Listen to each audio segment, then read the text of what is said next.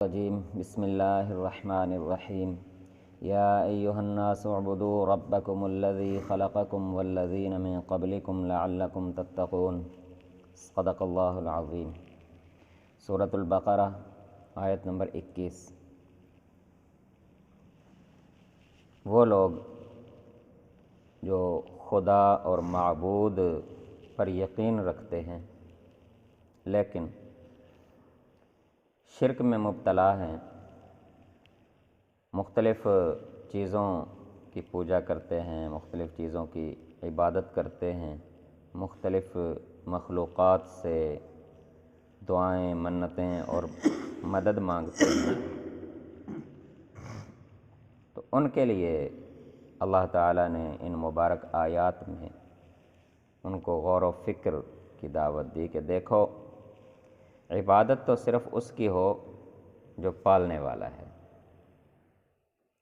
عبادت اس کی ہو جو تمہیں پیدا کرنے والا ہے، عبادت اس کی جائے جس نے تمہارے آباء و اجداد کو بھی پیدا کیا، عبادت اس کی ہونی چاہیے جس نے زمین کو تمہارے لیے فرش بنایا، عبادت اس کی ہونی چاہیے جس نے آسمان پیدا کیا، عبادت تو اسی کی جائے جس نے آسمان سے پانی برسایا، عبادت اسی کی ہو جس نے زمین سے تمہارے لیے پھل اور اناج اور فصلیں تمہارے رزق کے لیے پیدا کیے۔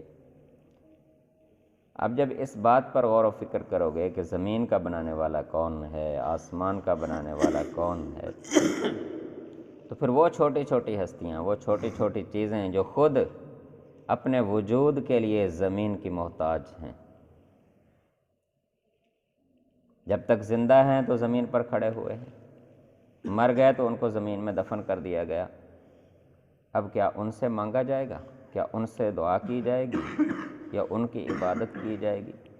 یا زمین سے کوئی پتھر اٹھا کر اسے تراشا، ایک صورت دی، اسے زمین پر ہی کھڑا کر دیا، اب اس کی پوجا کی جائے گی، اس کی عبادت کی جائے گی، جس کی روزانہ کی صفائی عبادت کرنے والے کے ذمے ہو، جس کا رنگ اتر جائے تو عبادت کرنے والے اس پر رنگ چڑھائیں، اس کو چمکائیں۔ تو اللہ تعالیٰ نے پھر انسان کو فکر کی دعوت دی، غور و فکر کی دعوت دی کہ دیکھو، تم اس اللہ کے ساتھ اور اس خالق کے ساتھ اتنی گھٹیا ترین چیزوں کو نسبت دیتے ہو، شریک ٹھہرا دیتے ہو کہ جو کسی کا محتاج نہیں ہے، جو خود اپنی قدرت سے زمین و آسمان کا پیدا کرنے والا ہے۔ اب اگلا سوال یہ تھا کہ اگر ایسا رب موجود ہے اور یقیناً موجود ہے اور مختلف قوموں میں اس کا دعویٰ بھی تھا، اس پر ایمان اور یقین بھی تھا، لیکن ساتھ ساتھ شرک بھی چلتا تھا، تو ان کی طرف سے یہ تھا کہ یہ جو کلام تم ہمیں سنا رہے ہو، ہم یہ تو ماننے کے لیے تیار ہیں کہ وہ اللہ ہے، لیکن یہ جو کلام تم ہمیں سنا رہے ہو، اس پر کیسے یقین کر لیا جائے کہ یہ کلام اسی اللہ کی طرف سے آیا ہے، یہ تم نے خود بنا لیا؟ تو پھر اللہ تعالیٰ نے اس پر بھی غور و فکر کی دعوت دی کہ اگر تمہیں اس بات میں شک ہے کہ یہ کلام جو ہمارا بندہ تمہیں سنا رہا ہے، ہمارے بندے پر جو کلام جو وحی کی صورت میں نازل کیا جا رہا ہے، تم اس کے بارے میں کسی شک میں مبتلا ہو گئے ہو کہ یہ اللہ کا کلام نہیں ہے، تو پھر ایک کام کرو، سارے مل جاؤ، مل کر اس کلام جیسی ایک صورت بنا لاؤ۔ اگر تم اس کلام جیسی ایک صورت بنا لاتے ہو تو پھر تمہارا شک درست ثابت ہو جائے گا، دیکھو جی جیسا کلام یہ ہے ویسا کلام ہم نے بنا لیا۔ لیکن اگر تم ایسا کلام نہ بنا سکے تو پھر یقیناً تمہیں یہ بات تسلیم کرنا پڑے گی کہ جب سارے انسان مل کر، سارے اہل علم، اہل کلام مل کر ایک صورت نہیں بنا سکے، تو اتنا خوبصورت کلام، اتنی فصاحت اور بلاغت کے ساتھ آیات پر آیات، صورتوں کی صورتیں نازل ہو رہی ہیں، تو یہ اللہ کے علاوہ پھر کس کا کلام ہو سکتا ہے؟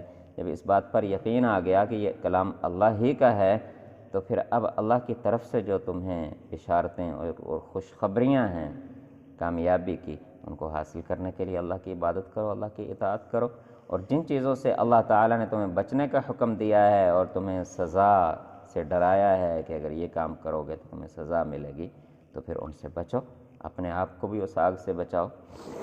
یہ ان مبارک آیات کا خلاصہ ہے۔ یا ایھا الناس اعبدوا ربکم، اے انسانوں اپنے رب کی عبادت کرو جس نے تمہیں، جو تمہارا پالنے والا ہے۔ الذی خلقکم، صرف پالنے والا نہیں، پیدا کرنے والا بھی وہی ہے۔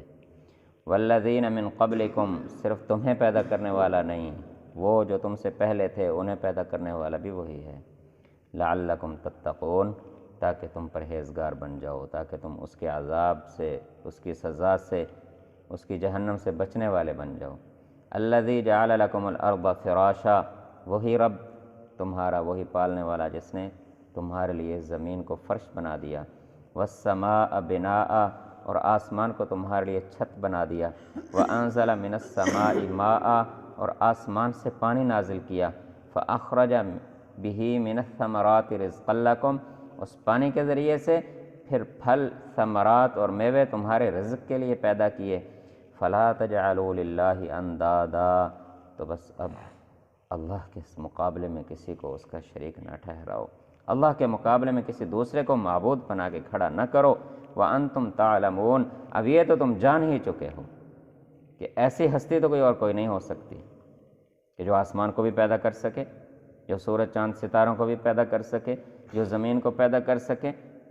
اتنی قدرت، اتنی طاقت والا تو کوئی دوسرا نہیں ہے۔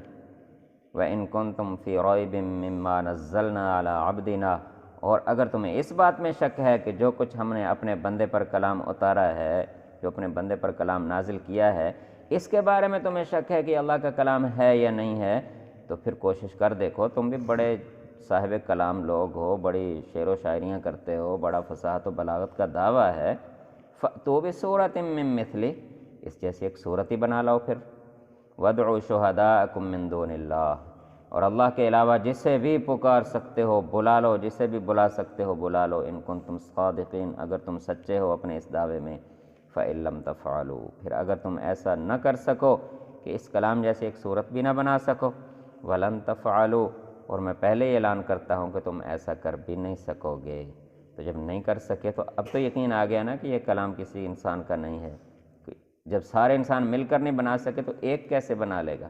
جب سارے انسان اور جنات مل کر نہیں بنا سکے تو ایک انسان یا چند جنات مل کر کیسے بنا لیں گے؟ جیسے وہ الزام لگا دیتے تھے کہ کچھ جنات ہیں وہ جناب کلام بنا کے دے دیتے ہیں، تو اللہ تعالیٰ نے فرمایا تم نہیں کر سکو گے۔ جب نہیں کر سکو گے تو پھر یہ بات ماننا پڑے گی کہ یہ اللہ کی طرف سے ہے۔ جب اللہ کی طرف سے ہے، مان لیا جائے، تو فاتقوا النار التی وقودها الناس والحجارہ، پھر اس آگ سے بچو جس کا ایندھن انسان اور پتھر ہیں۔